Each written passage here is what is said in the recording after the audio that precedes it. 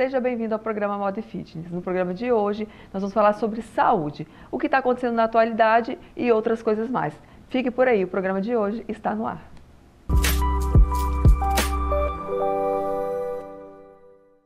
No programa de hoje, eu recebo o médico Dr. Floriano Schwanz, que é especialista em neurocirurgia e está aqui hoje para esclarecer algumas dúvidas para a gente. Doutor, seja bem-vindo. Muito obrigado, é um grande prazer estar aqui com essa oportunidade de esclarecer as dúvidas com relação à nossa especialidade e o que mais for necessário. Isso mesmo. E aproveitando que ele é médico, né? Então vamos abusar um pouquinho dele também e perguntar para ele, doutor Floriano, o que é o coronavírus? Bem lembrado, né? Antes de neurocirurgião, Isso. Sou médico, então não podemos deixar de falar nessa situação toda que está ocorrendo, na pandemia do coronavírus. E respondendo à sua pergunta, o próprio nome já diz, o coronavírus, ele é um vírus, um tipo de vírus da gripe, que nesse caso especificamente, o Covid-19, ele foi modificado. Ele tem uma modificação na estruturação dele, modificação essa que o tornou mais agressivo do que os outros vírus da gripe em geral. Agressivo em que sentido? Agressivo em que o nosso sistema imunológico não está preparado, não está acostumado às características desse novo vírus. Temos capacidade imunológica para a maioria dos vírus da gripe, inclusive, na maioria das vezes, o início de uma coronavirose é brando, muitas vezes não tem nem tantos sintomas quanto uma gripe comum, porém, as complicações secundárias que esse vírus vem a causar, devido a essa incapacidade imunológica que temos perante esse novo vírus, é que leva a todas essas doenças, todas essas gravidades e evoluções mórbidas e muitas vezes até com um alto nível de mortalidade, principalmente, né, nas pessoas mais idosas, nas pessoas com alguma situação clínica que diminua a sua imunidade. Sim. A gente está vendo que a sociedade, que a população em geral está em pânico e está indo nas farmácias e supermercado atrás de luvas e máscaras e álcool em gel. Quais são as pessoas? Luva, álcool, máscara, é indicado em quais casos?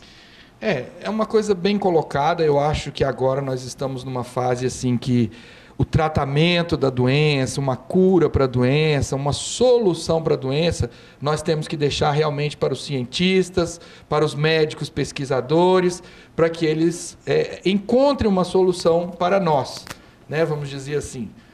Me incluo nessa porque também sou povo e não estou nessa área de pesquisa, mas eu acho que temos que deixar que eles façam isso e nós fazermos a nossa parte. Qual seria a nossa parte? Prevenção. Primeiro de tudo, eu acho que tem que deixar claro que isso é normal da humanidade, não é do brasileiro, não é do linharense, não é do americano, isso é da humanidade. A humanidade já é meio histérica por natureza, vamos dizer assim. Não estou querendo aqui fazer alusão ao que o presidente Bolsonaro falou, né, com relação à histeria, mas num bom sentido, a humanidade já é assim, impressionável e fica preocupada muitas vezes além do que deve. Ok, com o coronavírus, é até bom a gente dar uma exageradazinha justamente por causa daquele fator que eu falei, que ele é um vírus que não é conhecido pelo nosso organismo. Então a gente tem que pensar basicamente o nosso papel enquanto cidadãos, prevenção. Está todo mundo correndo, achando que é álcool gel que vai matar o coronavírus. Eu vou te dizer que o álcool gel, vamos dizer assim, seria uma situação de segundo plano. O que vale mesmo a pena é você manter a higiene, principalmente a higiene das mãos. Lavar as mãos com água e sabão é muito eficiente ou mais eficiente do que o álcool gel. O álcool gel vai complementar. Concordo. Então não se desesperem, entendeu? Não se desesperem. Se não encontrarem o álcool gel, lavem a mão com mais frequência, lavem a mão para tudo que vocês vão fazer, prestem atenção no que pegaram, prestem atenção onde tocaram e lembrem-se sempre de lavar as mãos, mantenham-se limpos. É a mesma história, principalmente eu, médico, né? Os médicos como nós, estamos trabalhando num hospital, muitas vezes você pode nem saber que tem alguém passeando lá com coronavírus, mas tem que presumir. Chegando em casa, troque as suas roupas. Você chega em casa, deixa seu sapato na porta, já vá logo para o seu banho, tome seu banho, pegue aquela roupa que você usou no dia, já coloque para lavar, entendeu? É higiene, prevenção, cuidado, lembrar dessas coisas. Sim. E quando se deve procurar para fazer o teste? Quem deve fazer o teste? Olha, o preconizado pelo Ministério da Saúde e todos os outros órgãos de saúde deve fazer o teste quem tem sintomas sugestivos de uma gripe, não tem que necessariamente ser a coronavirose, mas são as pessoas que têm sintomatologia, isso não é qualquer um. A pessoa que não tem sintomas não tem necessidade de fazer o teste. Até porque, isso é uma coisa mundialmente falando, não tem teste para todo mundo. E nós precisamos dos testes para as pessoas que realmente são doentes, para sabermos se a doença dela é o coronavírus ou se não é. Porque se for, a atitude é uma, se não for, a atitude é outra. Certo? Sim. E nesses casos, como procurar a unidade de saúde? Quem deve procurar para fazer os testes? Da mesma maneira, as pessoas que devem procurar as unidades de saúde são aquelas que apresentam sintomas relativos à doença. E isso aí, se você tiver febre, alguma tosse, aquela tosse seca, o mal-estar, muitas vezes um enjoo, isso aí você pode procurar um serviço de saúde com esses sintomas. Mas nesses casos, se você não tiver nada, não tem sentido você ir lotar um hospital só para ver se tem. Se você não está com sintomas, fique na sua casa, cuide da sua família, cuide dos seus idosos. E sempre lembrar de lavar as mãos e fazer a sua higiene.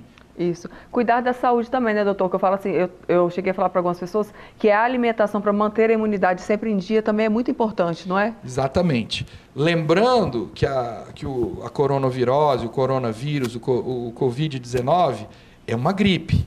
E como toda gripe, lá no fundo, nós temos que seguir o conselho da vovó. É vitamina C e cama.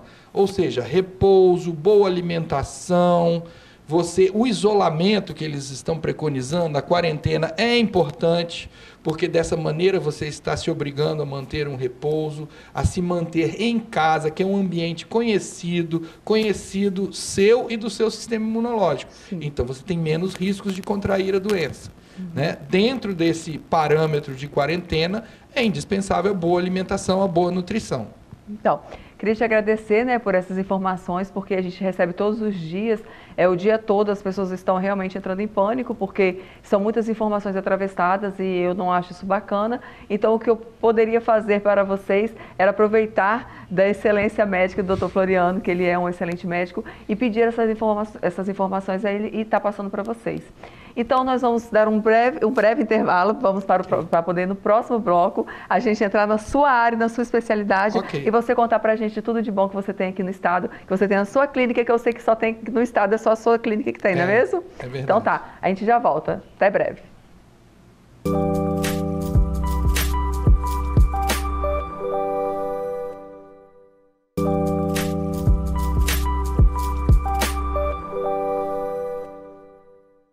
Estamos de volta e agora no segundo bloco nós vamos falar sobre a especialidade do Dr. Floriano, que é o neurocirurgião.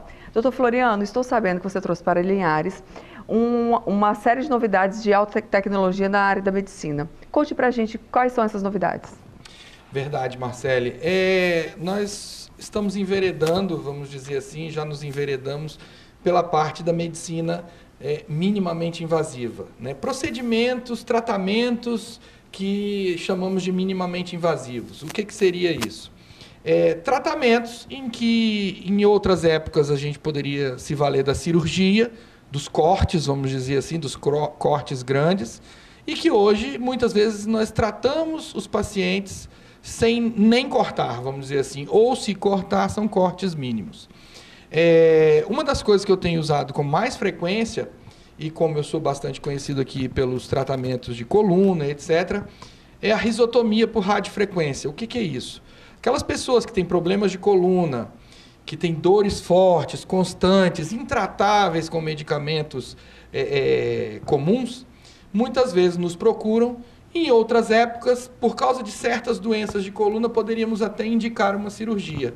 Hoje, nós já conseguimos fazer o tratamento da dor através dessa risotomia, que consiste na introdução de agulhas em pontos específicos da coluna, com emissão de pulsos de radiofrequência naquelas áreas da coluna. Você só a agulhinha faz uma anestesia local, fura, não corta nem nada, e esses pulsos de radiofrequência conseguem, de uma maneira figurada, desligar os nervos que causam a dor na coluna. Com isso, o paciente sem a dor, ele pode fazer mais exercícios, uma fisioterapia mais bem feita e acabar com isso conseguindo tratar conservadoramente a sua hérnia de disco. É muito comum dizer por aí, alguns dizerem por aí, não, hérnia de disco não precisa operar, eu trato sem fazer cirurgia, só colocando a coluna no lugar. Não é bem assim, não. Cada caso é um caso. Cada caso é um caso. O que eu posso dizer que chega mais perto disso seria isso. Você consegue tratar a dor para que o paciente tenha um tratamento conservador adequado. Porque com dor, nem fisioterapia você consegue fazer direito. E se não fizer direito, não vai resolver o problema. Então, a risotomia é um das técnicas que eu trouxe desde o início. Já tem bastante tempo que a gente faz. Outra situação também, da mesma maneira, que trouxemos para cá, são um implante de eletrodos dentro da coluna. Você faz pequenas incisões, coisas de meio centímetro, 1 centímetro, muitas vezes, coisinhas bem pequenininhas, e consegue implantar um eletrodo dentro da coluna. Isso já são casos mais específicos. Ou até mais avançados. Porque justamente é uma tecnologia um pouco mais complexa, e tem uma indicação mais específica. Nesses casos, é muito comum usarmos esses tipos de eletrodos para o tratamento daquelas dores intensas, que o paciente já toma até morfina e não consegue melhorar. É muito comum usarmos isso no tratamento das dores dos pacientes que têm câncer, né? Claro que alguns processos degenerativos graves de coluna também geram dores intensas, e a gente acaba tendo que lançar mão disso porque os outros recursos já não funcionaram. Muitas vezes nem a risotomia já funciona mais, os remédios não funcionam mais. E tem que entrar um outro tratamento. Isso, e ainda que grave a doença de coluna, não teria indicação de cirurgia, certo? Existem essas situações. Dentro da patologia de coluna também, nós temos a possibilidade de tratar, por exemplo, pacientes idosos com fraturas de vértebra. Às vezes, um paciente idoso, principalmente as mulheres, a vovozinha lá tem uma osteoporose danada, só dela tropeçar ou fazer um movimento brusco, uma vértebra pode fraturar. Isso não tem, muitas vezes, não tem como operar, porque você não tem nem como fixar essa coluna que é toda frágil. Você pode, muitas vezes, para eliminar a dor que essa fratura causa, sem cortar também, você infiltrar dentro da vértebra acrílico. E isso expande um pouco a vértebra e estabiliza a vértebra, porque ela fica rígida. Quando ela está fraturada, ela se move além do que a coluna, do que a musculatura paravertebral, um pouco além do normal, né? Suporta, e isso gera dor. Quando você imobiliza essa vértebra, acaba que a musculatura não trabalha, a dor regride. Então, é uma das outras coisas que a gente tem feito e que ajuda principalmente os pacientes idosos, né? Que seria a vertebroplastia e percutânea nesse caso também. Também alguns casos que já fizemos aqui em Linhares, entra aí a hérnia de disco, né? Essa hérnia de disco, você tratar a hérnia de disco sem corte também. Você pode fazer o que a gente chama de dissectomia percutânea.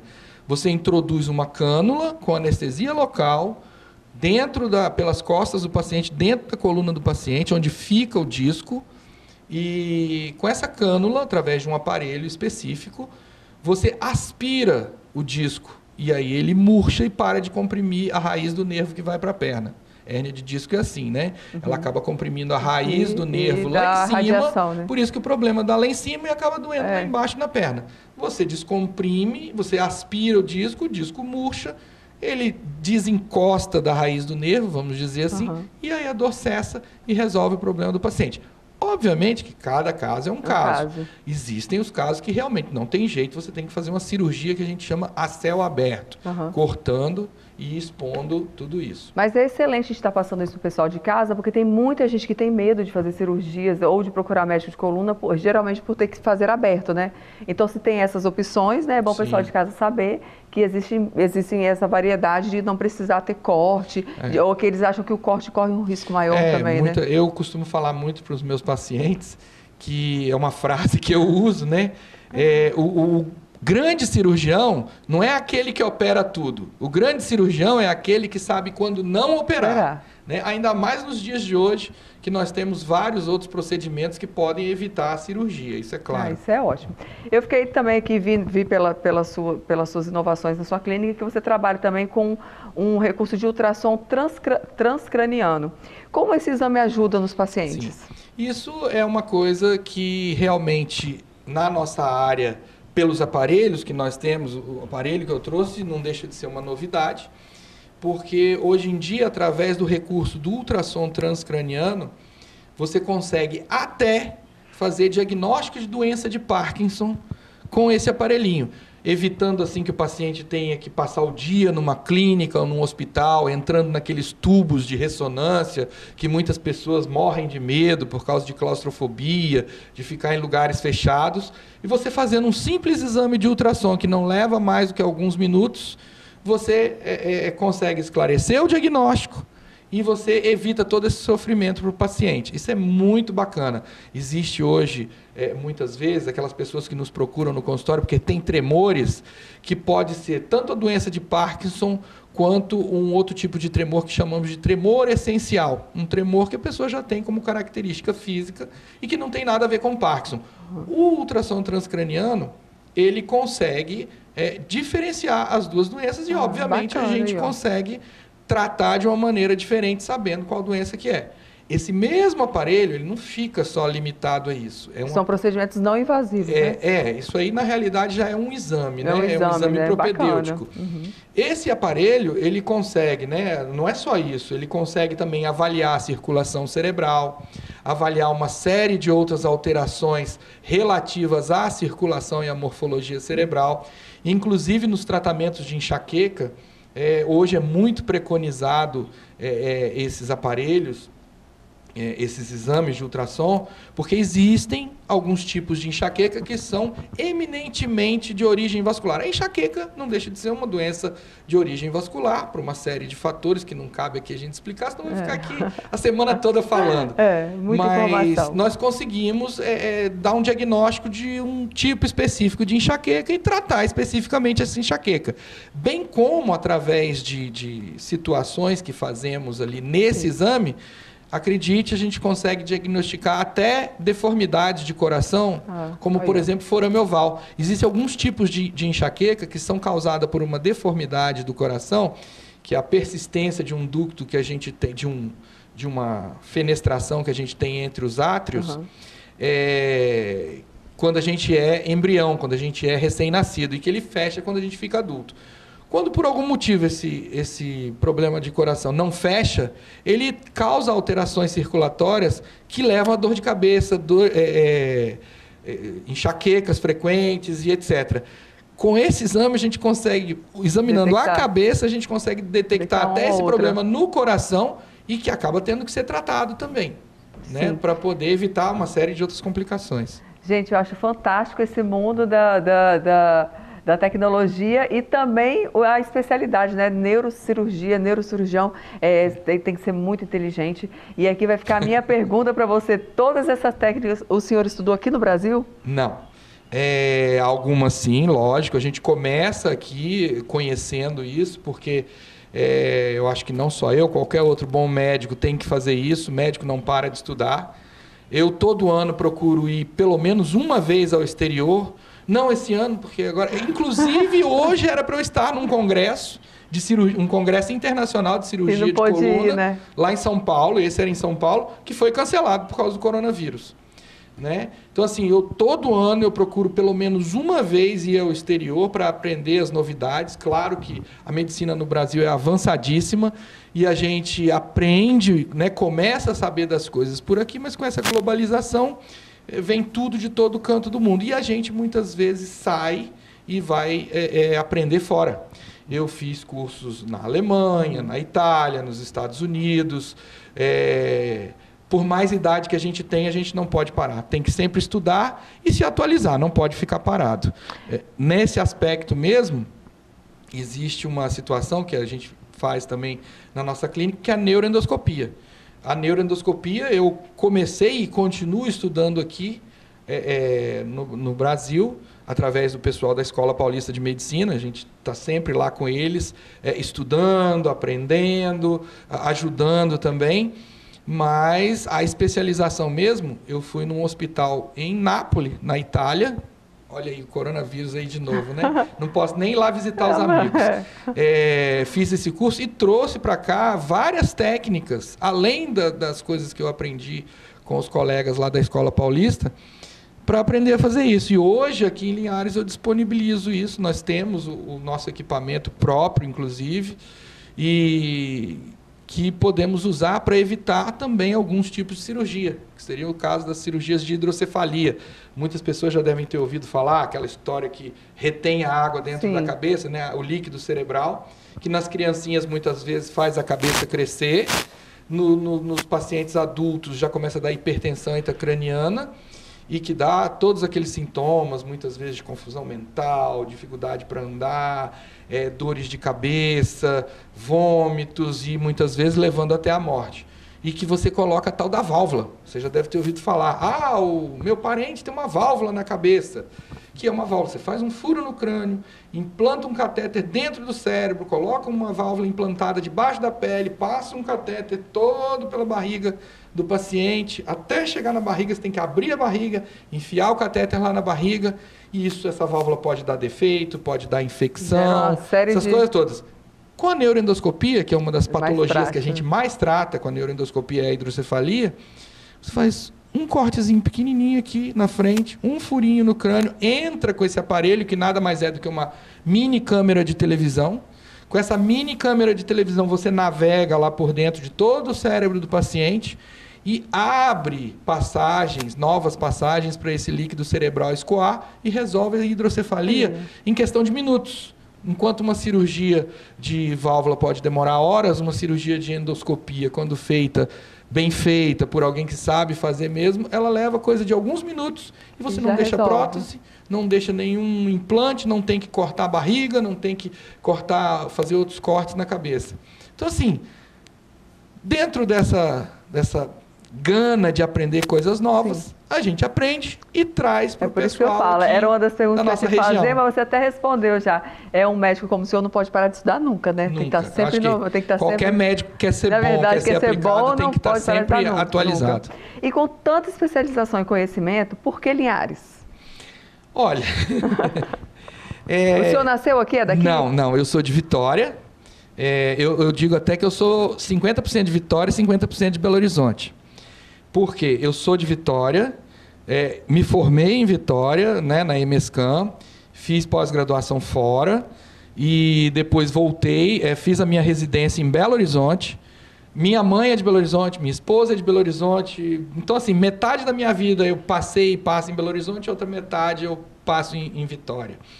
E o que te trouxe para cá, para Linhares? Eu vim para cá justamente por isso. Eu sempre fui um cara muito pacífico, muito família. Depois que eu voltei de Belo Horizonte, eu estava em Vitória, aconteciam aquelas coisas. Eu morava na Praia da Costa e trabalhava no Hospital Metropolitano, no Aparte, na Serra. Então, muitas vezes eu saía de casa às 7 horas da manhã, os meninos estavam dormindo, voltava para casa às 9 horas da noite, os meninos já estavam dormindo de novo. Meu Deus, você não vê família, não curte os filhos, a esposa, nada. Eu sempre gostei também da vida mais calma do interior. Quando, por um acaso da vida, eu vim parar aqui em Linhares para dar uma opinião para uns colegas, eu falei assim, gente, gostei desse lugar e esse lugar vai render, como está rendendo. E render, assim, que eu digo, evoluir, vai progredir, vai ser um bom lugar para se morar sem perder as características de interior. E aí eu resolvi eleger Linhares. Na época eu saí de Vitória, eu era até chefe de serviço lá, muita gente me chamou de doido, porque eu larguei tudo. E larguei tudo que eu tinha lá e resolvi reconstruir a minha vida aqui em Linhares, porque eu gostei. Graças a Deus deu simplesmente tudo certo. Que viemos aqui, bebemos a água de Linhares e gostamos de ficar. E graças a Deus que deu tudo certo, é um sucesso, né? É um médico que tem todo o nosso respeito, o meu respeito e das pessoas que eu conheço também. Doutor Floriano, eu queria te agradecer pela sua participação no meu programa. Queria que você deixasse para o pessoal de casa alguma dica sua, ou até mesmo o seu contato, onde é que o senhor atende, né? Quem tiver interesse, eu achei que essa parte da coluna, eu já trabalhei muito tempo na área da saúde, eu sei que as pessoas sofrem muito de coluna, inclusive eu, gente, minha coluna tem 84 anos. Então, assim, queria que você deixasse o pessoal de casa um recado e também falasse também um pouquinho aí para finalizar, né? O pessoal de casa, para se cuidarem. Pode ficar à vontade agora é a sua vez. Olha só, emendando na história do Covid-19, o que eu devo dizer para vocês é o seguinte: não entrem em pânico, mas se preocupem sempre, se previnam sempre e, na dúvida, não vão na onda de WhatsApp, isso, aquilo, outro, que lá aparece muita coisa errada, muita coisa hipotética, muita coisa sem testar. Então, assim, na dúvida, seja para Covid-19 ou seja para uma doença que você porventura tenha, sempre procure o seu médico. Procura sempre um bom médico, uma pessoa que já tenha um nome e casos que você conheça. Então, assim, sempre procure o seu médico para tirar suas dúvidas sobre medicina e saúde. Isso é a dica principal. Tudo que o pessoal precisar, pode nos procurar, atendemos aí na Policlínica, atendemos também lá no Hospital Meridional de São Mateus, bem como na Rede Meridional de Vitória também. Temos um consultório que vai inaugurar em breve, nós vamos te chamar para você poder ir lá até o meio do ano, não sei agora com essa história do Covid-19 como é que vai ficar. Mas vamos fazer um consultório novo lá em Vitória, e que vai ser lá na Rodovia Norte-Sul. E é isso. Doutor Floriano, mais uma vez, muito obrigado. Queria te agradecer mais uma vez, tá? Pela sua participação. Foi um prazer e pelo seu carinho aqui conosco aqui, tá, João? Muito obrigado. Obrigado, senhor. Então, o programa de hoje fica por aqui. Muito obrigado pela sua audiência e até a próxima. Tchau.